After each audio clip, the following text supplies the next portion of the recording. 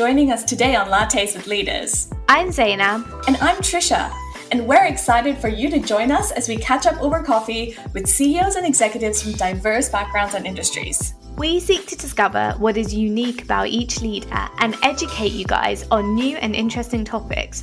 Our conversations seek to enlighten and inspire people from around the world to realize that ordinary people can achieve extraordinary things.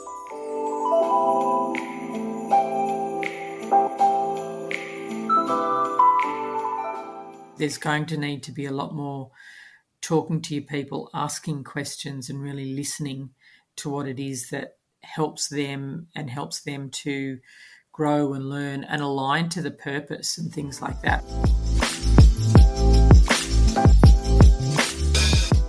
Sarah Kruger joined Accenture as a consultant in 1997.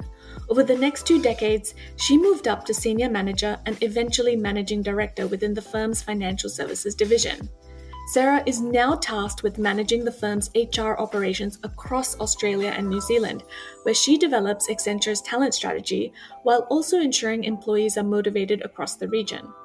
Today, we explore the ups and downs of a consulting career within one of the most prolific companies in the world, how to rise and stay at the top, and to make sure people are always at the center of your strategy.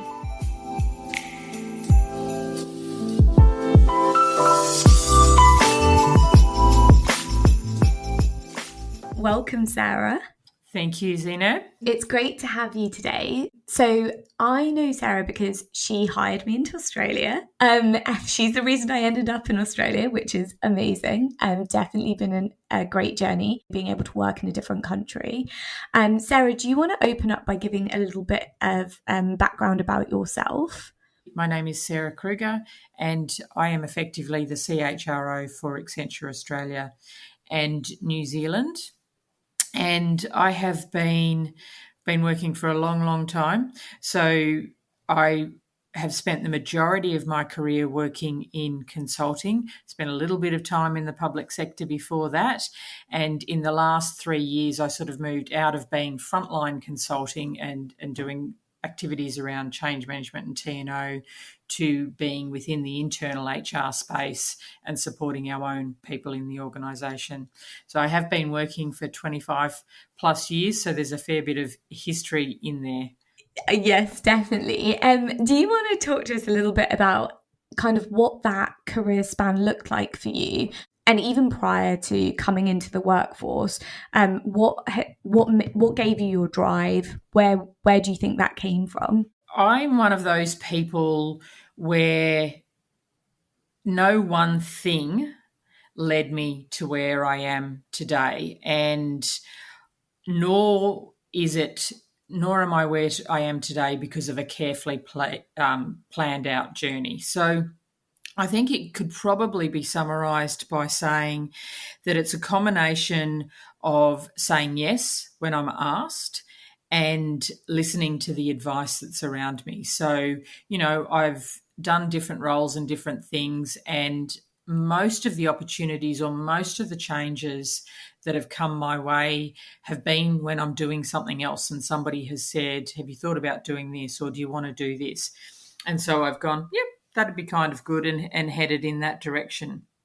So if I wind right back to the beginning, as you requested, I think it's a long time ago since I left school, and when I left school, I had no clue what I wanted to do. I knew that I probably should go to university, recognising that that's not necessarily for everyone, but I thought it was something that I should do. Having said that, I didn't know what I wanted to do. So I actually joined uni as a nursing student, and it became pretty apparent fairly early on, although I wouldn't have used, you're going, what? Didn't know that. I know, I am so shocked. I know. Well, you're shocked because it's clearly not playing to my strengths, and you would have seen that having worked with me. So wasn't necessarily my strengths and passion. And while I wouldn't have used that sort of language at the time, having now spent a lot of time in the HR world and things like that, it is something that, wasn't in my sweet spot. And I wasn't necessarily high on things like empathy and supporting people in their time of need or when they're ill and things like that. And So I thought I might want to do, and I shopped around, and I actually probably did more thinking at that point than I had coming out of school about what I wanted to do. So I was 1 year in to my nursing degree. I decided that I wanted to do a business degree. Seemed like a pretty interesting content area, seemed like a sort of a balance I was willing to endure in my university days. And it's not that I was working a lot at the time, it was that I had sport and a whole lot of social life that was very important to me. So and my dad actually said to me, you should be an accountant because accountants can get jobs doing anything. So I went, okay, well, that's one of the streams of business. So I did that, and I came out of that, and I moved in. I got a job in the public service. So I moved into Australia's public sector. And then one day my dad said, hey, I've seen this job with what was then Anderson Consulting and is now Accenture. I think that'd be a really good company to work for. You'd learn a lot. It's a very large global organisation, and they're very well thought of in the business sector. So it was actually a paper ad that came in the newspapers, and I think everyone on this listening to the podcast is going, "Oh my God!" Showing your age here, Sarah. Is that how people used to apply for work? Yes, it is. And funnily enough, I still have the ad. I found it when I was digging through some papers not that long ago, and pinned it up on my board. So I suppose it's the equivalent of applying for something in Seek. And I joined the finance part of the business, and I was on a project in Canberra in Australia with our Department of Defence, doing a lot of the project management, the budgeting, the invoicing, all of the sort of the financial management components of the actual project. And then from there, I kind of liked the look of what the people in what we then called change management were doing. And so I applied and transferred across into change management. And then I spent a large portion of my career on change management projects associated with big transformational change, systems change, culture change, organisational change, all of the people change components of that sort of thing, as well as HR advisory work, HR transformation, HR systems. And I effectively did a lot of my progression in that point in time. So Anderson Consulting became Accenture. I went from being an analyst to a consultant to a manager to a senior manager and then to a managing director, doing that type of work in our financial services business. So a little bit of the back to the future in terms of working with some of the wealth providers and things like that I had worked with when I was in the government regulator. And then I got another tap on the shoulder, and someone said, and our country managing director or CEO at the time said to me, we think you could come and run HR for Australia and New Zealand. Would you be interested? And I thought about it for a little while, and I thought, yep, I would be interested. And, back to my point about saying yes to things, most of the roles I'd taken in the change or the talent and organisation space had been doing just that, sort of saying yes to different opportunities, whether they be out of town or slightly different work. So I thought this is a great opportunity for me to sit on the other side of the fence. And I mentioned that a number of the clients that I'd worked with, I'd provided advice around their HR processes or their people and their culture and things like that. And I thought maybe I should sit in those shoes for a little while and drink my own Kool-Aid and understand what it's like to actually be the one managing all of the people. And I've effectively been doing that for nearly 3 years now. So that's it. Yeah. It in a really sort of short time span. That is an incredible career. A lot of things happening across, the 25 years that you've been working. And notably, you said something earlier, which was that, when you joined Accenture, one of the things that your dad said was, this is a big company, it's a global company.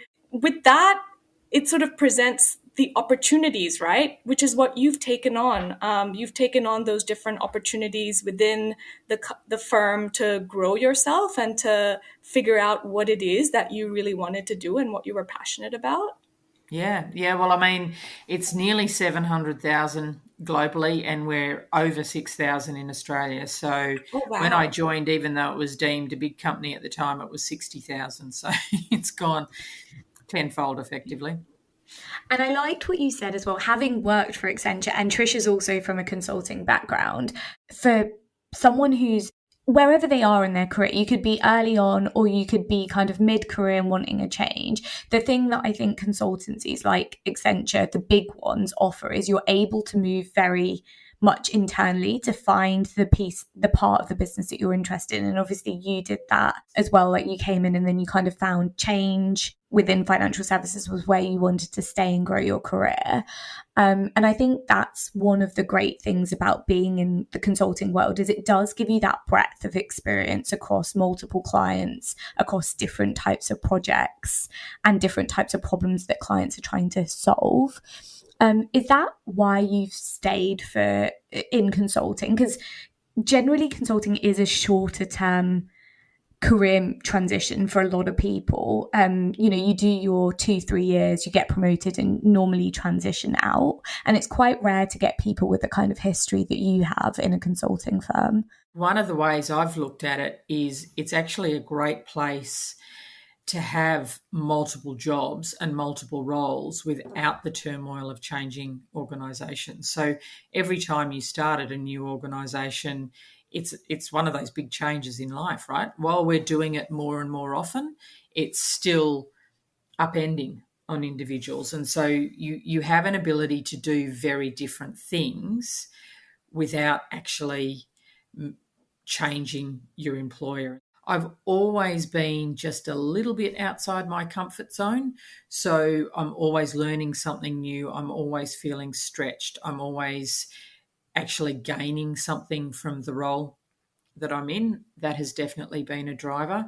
And I think just that real opportunity to learn and progress. So, there's a lot of training, there's a lot of development, and there's a lot of opportunity. Yeah, I do remember my first ever consulting project, and I would definitely describe it as baptism of fire. Yeah. I went from not having ever delivered a project end to end, having to deliver a huge project with like 20 reportees into a large financial organization. And I was like, okay, now I need to figure it out. And I think that either works for you or it doesn't, right? Because some Yeah. people do want to just go into a company and they want to learn their job and then they want to continue to know what they're doing and almost become more of an SME. And I think consulting definitely gives you more of a generalist sort of skill set. To your point, it can be really hard. And so, while you might get a lot out of it for a certain period of time, people often dip in and out too, because it is really hard work and it can be really challenging. Yeah.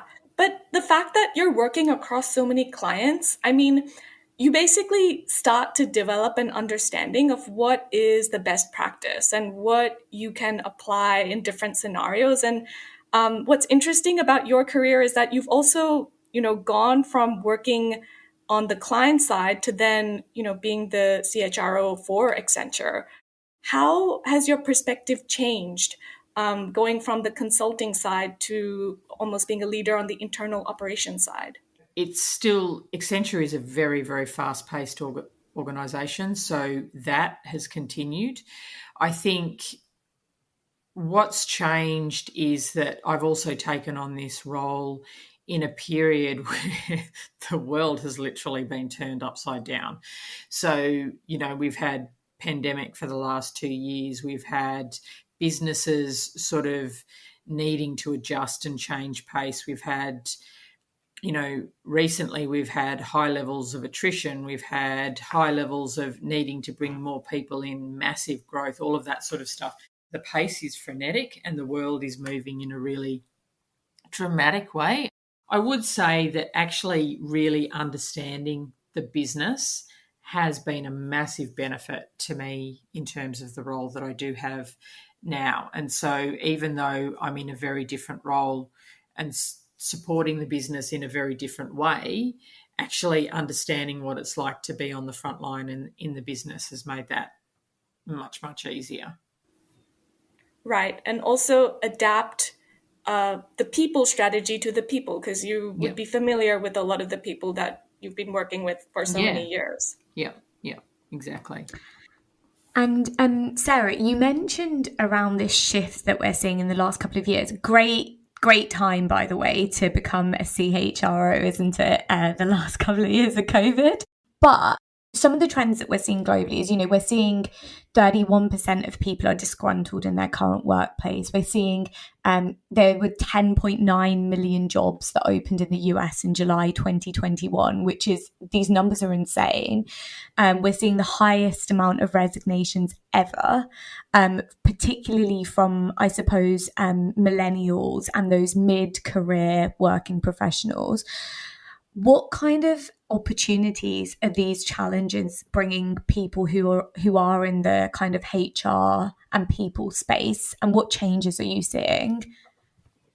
So I think there's a couple of points in there, and it is a really interesting time. And I think there's a couple of components to particularly something like the levels of attrition or the lack of retention. And one of them is that we actually did go through 9 months, I think it was, where we didn't know what was happening, and so no one was leaving their job. So some of the attrition that we have had since the world really, I suppose, got used to how we work in a pandemic and what they needed to do, was a little bit of the build-up that was happening before then. However, it's not just that. It's also the fact that actually, in the US, you point out the number of jobs that were advertised. That's happening in pretty well all developing worlds.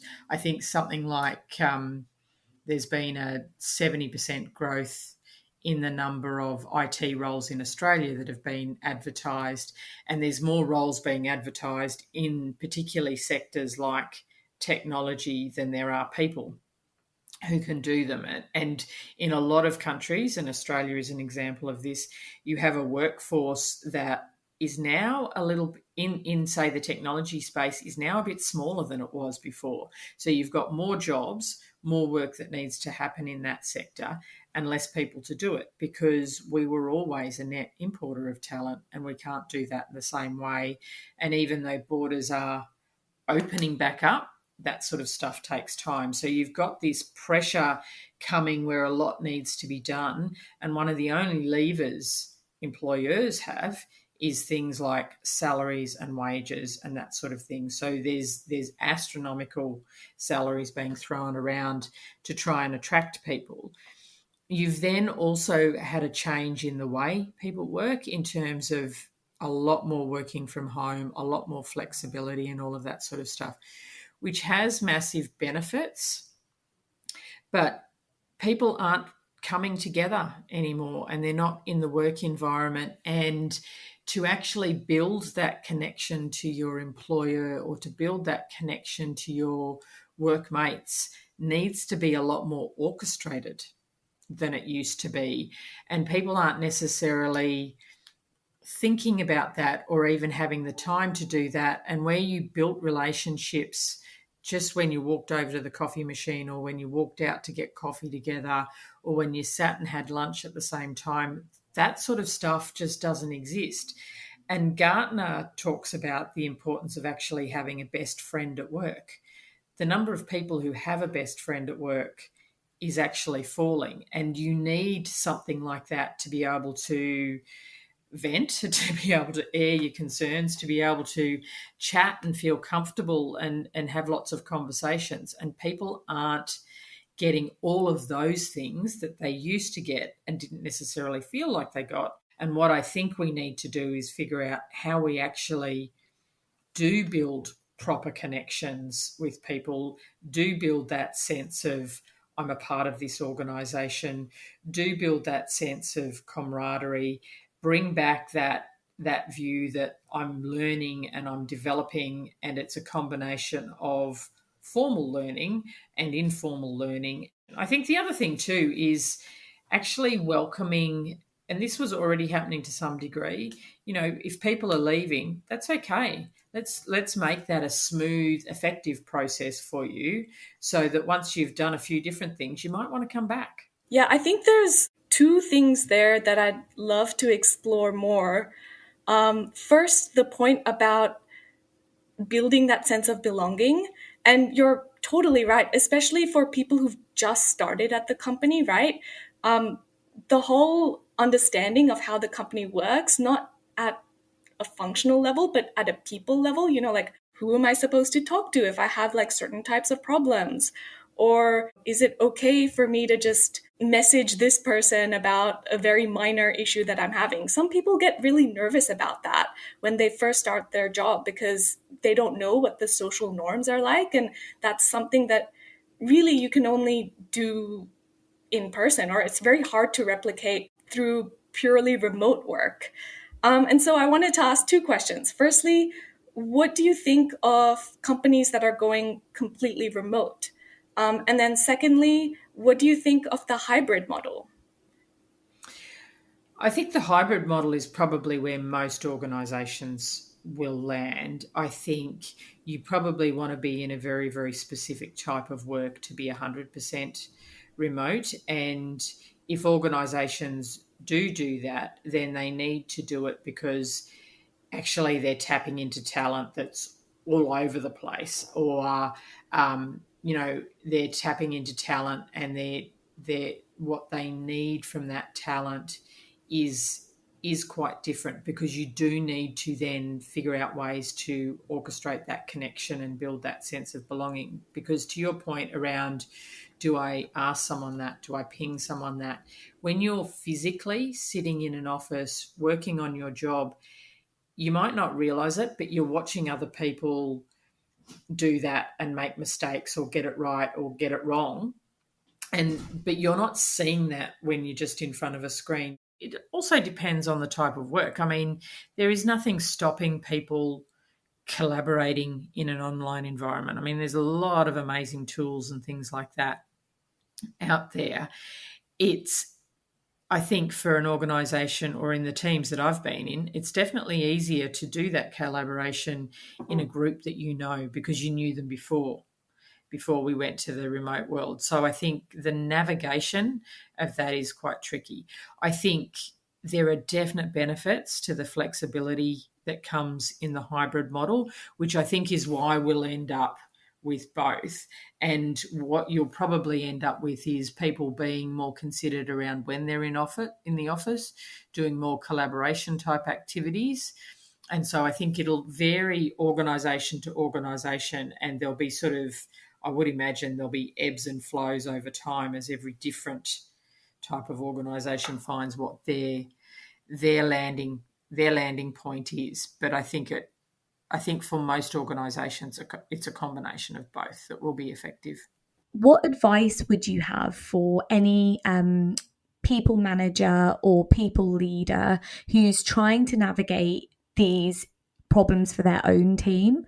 I think talking is the main thing that you can do. Try and connect with your people. Try and understand what drives them, using tools out there to help understand people's strengths or people's styles, or those sorts of things will help you understand maybe what they're more inclined to do. And actually you have to really focus on listening, and that's listening to all the cues, not just what people are talking about in a session, because you need to understand why someone doesn't speak up on the Teams hookup or the Zoom meeting or whatever it is that you've got to actually really probe a lot more for other people than you normally would if you were sitting near them. So I think there's going to need to be a lot more talking to your people, asking questions, and really listening to what it is that helps them to grow and learn and align to the purpose and things like that. I mean, one of the things when we were talking before about attrition and how people connect to organisations and those sorts of things is most organisations have done a massive amount of work in identifying what their overall purpose is. How at the team level, things like that, does a manager actually make that purpose real in the day-to-day of the role that you have at the moment? I mean, both of you would recognise, having come out of consulting, often when you're on some of those really long, draining projects, doesn't necessarily feel like it's always connected to the lofty vision that's articulated for an organisation. And so actually how you make that real for the people in whatever the location is that they're working on for those sorts of things, I think is important. And just really trying to get to know each other and really put some effort into that. Yeah, 100%. And I completely resonate with that, because having that mission and vision up front is just, it really motivates people. And I mean, for me, I worked for a US company while I was in Australia for almost a year. And having the leadership team like constantly reiterate, like, here's what we're trying to do. And, here's what we're trying to achieve as a company and what we're striving for, really helped me keep going. And I can only imagine that how important that could be at a much larger company like Accenture, right? Where you're trying to keep that standard across the thousands of employees that you have.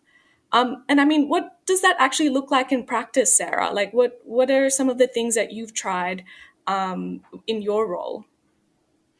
Well, I think in my role, there's different things that, if people happen to be in a similar location, sort of orchestrating connects, whether it's coffee catch-ups or different things like that, actually thinking about the things that you've got coming up or the activities within the team, and making a conscious choice around, actually, that's something that would be great if we can all be in the same location to do that, to focus on that, to think about that.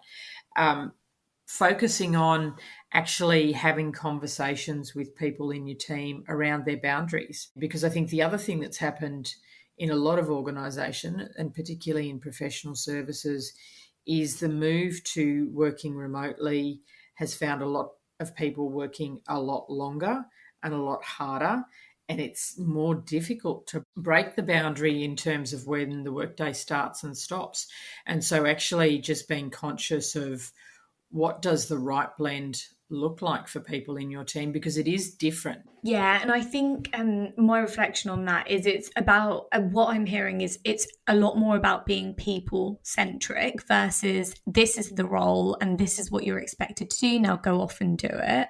And I think not enough organizations realize that, because if you are able to actually motivate people, encourage people to come to work, and they're able to get what they need to get done in the timelines they need to get them done by, but in their own time. I think that's such a powerful thing in the world that we're moving into. And then my final question was just around talent attraction. So as you said, it's really difficult at the moment where there's so many jobs. It's almost a job seekers market. There's so many jobs, there's not enough people. What can organizations do today which will help them attract more talent in the future and retain talent? I think to attract talent, it's by having things like a clear purpose and something that people can buy into. I think then to retain that talent, it's about making that purpose real. It's about how people connect to that on the ground, on the day-to-day. It's about actually looking after their people. It's about connection, and it's about growth. I think people will be more and more inclined to look for roles where they make a difference. And so there'll be a lot of focus on that sort of thing. Thank you very much, Sarah. That was really great. It was great to get your perspective, particularly after having had such a long career and seen multiple changes through that 25 years on the workplace. And so thank you very much for joining us this morning. No problem. Thank you for having me.